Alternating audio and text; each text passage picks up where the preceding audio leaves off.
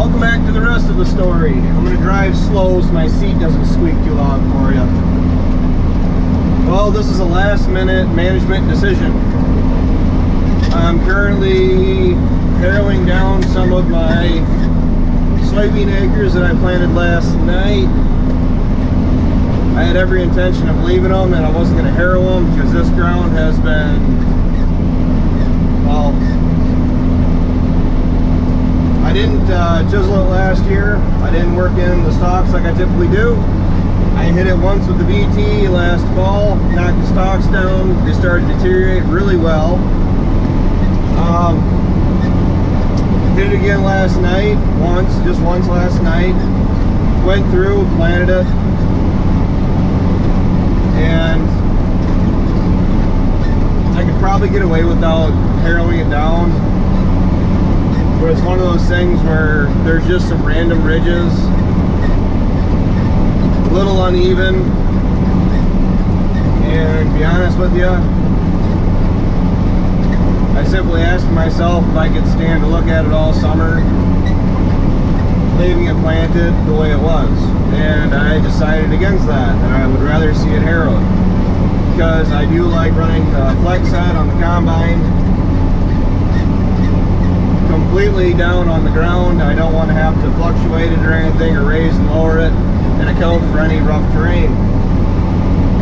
So that is what this drag chain harrow comes in handy for. As you guys have noticed, I'm using the 7600. It is a little bit overkill. I wanted to use the lawnmower, but Dad said he wanted to mow the lawn. So I had to compromise because the 4020 is on the post driver. And that is all sarcasm for those of you that don't know. Well, the 4020 is on the post driver.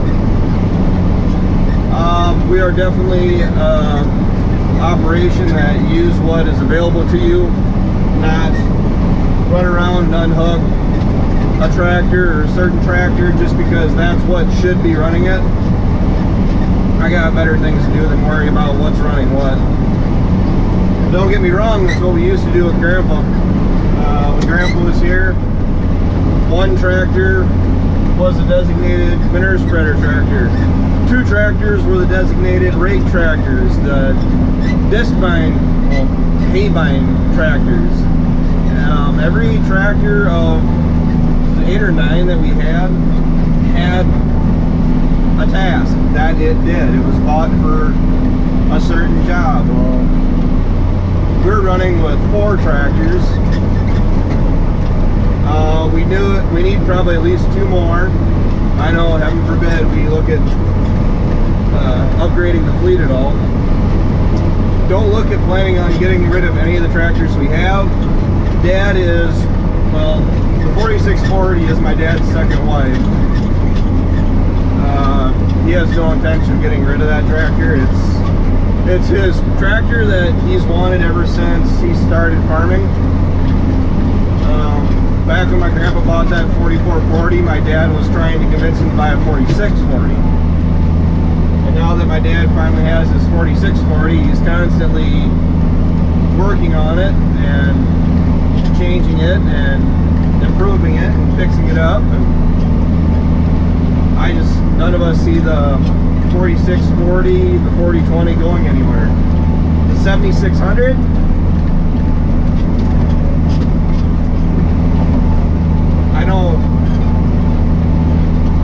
I don't have any real plans of getting rid of this tractor anytime soon, but to be completely honest, I'm not even 30 years old yet. I'm going to keep this tractor around as long as it's serving a valuable purpose, and when the time comes where the cost to operate it, the cost to keep it up and running, if say the transmission starts to give me trouble, or the engine, or whatever else, I will look into trading it off. For me, it's just not feasible to try to keep around your first tractor. This is my first tractor purchase. But being realistic, me keeping this tractor around until I'm 80 years old just isn't realistic. Myself, I would, even after a year or two of buying this tractor, I already kind kind of had it in my mind that I wanted to trade this off on a 7630. Now I'm not necessarily saying I'm going to go ahead and do that. I would like a large frame 30 series 7000. I would also like a small frame, but as of lately, I'm planning on trading the 7600 off to get there. I don't see that happening, at least not for the near term. I do like the 76. I like the 19-speed power shift. The tractor has gotten us out of a lot of binds. This tractor's pretty much done everything on the farm, from chisel plowing to disking to planting to cutting hay to hauling bales. Everybody wants me to put a loader on it. I just can't bring myself to do that. I mean, I could, but loaders are hard on tractors. I know.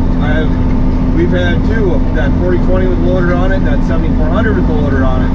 Both those tractors were showing the fatigue of having a loader on them. Now, I'll be honest with you, I do want another loader tractor. I want a bigger skid steer also. But I'd rather buy a tractor that already is set up for a loader. I kind of have my eyes set on like a 6420 or a 6430, and then utilize that tractor as another chore tractor or an auger tractor. And then people are probably going to get upset by this, but I definitely see us getting another large frame 8000, not large, another large horsepower tractor. I don't know why people feel that they have to short themselves on horsepower, or even short us on horsepower. I don't know what it is, but people have the mindset that you can have too much horsepower. That's completely ridiculous. It really is. A certain someone told me, was kind of going off saying that 150 horse is the biggest tractor we need for our operation. Well, it might be the biggest tractor you feel you need for your operation, but to be honest with you, that 8370 we had last fall, I don't see any reason why we couldn't justify that tractor. Granted, right now, as far as cash flowing it, that's a completely different set of reasons as to why we wouldn't buy that tractor right now, as opposed to if money wasn't an object and I could go buy to any dealership lot and buy what I want, I would definitely be buying horsepower. You can't have enough. This is why limit ourselves on what we can pull by, well, we only need this tractor right now. Well, I'm not farming right now. I'm farming 3 to 5 years down the road. Now, we are growing in acreages. We picked up another farm this year. Oh, I've said this before. I've already had somebody contact me this spring already that I talked to a few years ago about renting his ground for next year. So there's already been people contacting me about picking up more ground. Now, no, I'm not trying to run thousands and thousands of acres, but if I could pick up another 1,000 acres, then we could run 2,000 to 2,500. 2,500 would probably be about my max that I want to run. Between the three of us, I'd be perfectly content with that. Now, I know this is YouTube, and somebody, I applaud you for that, for at least admitting the fact that, I'm not calling you out by any means, because I really didn't recognize your name, your comment, but you did say that it's hard to get a full understanding of an operation just from watching some YouTube videos. That is 100% correct. Because that person, I don't remember your YouTube name, but that person did say that he thought the 8235 was a little big for 150 acres. Well, we don't run 150 acres. We run about, well, you take that times it by about what? 10's too much. Well, let's just say we have more than 150 acres. We're spread out over several farms. From farm to farm, from our widest farm, our furthest west farm to our furthest east farm, we are spread out over 20 acres. And it could be up to 25 next year. But, yeah, I'll tell you what, I'm not really getting all upset and worked up, and I know the seat's squeaking about commenters, my viewers, thinking that they know how to run our operation better than we do. I mean, I think you guys pretty well understand that. I'm not making any of the decisions around here. Dan and Ryan are not making any of the decisions around here based on comments that we get from YouTube. Because at the end of the day, the YouTube comments and the viewers, and don't get me wrong, I'm not getting excited or angry or calling out anybody. But at the end of the day, as far as the viewers, and there's only like 1 or 2 of them, that think that what they comment is really going to affect what's done around here, that is completely false. Because at the end of the day, the YouTube comments do not pay my bills. So I'm going to keep doing what I feel is right for my operation. Dad and Ryan are going to keep doing what they feel is right for their operations, because we are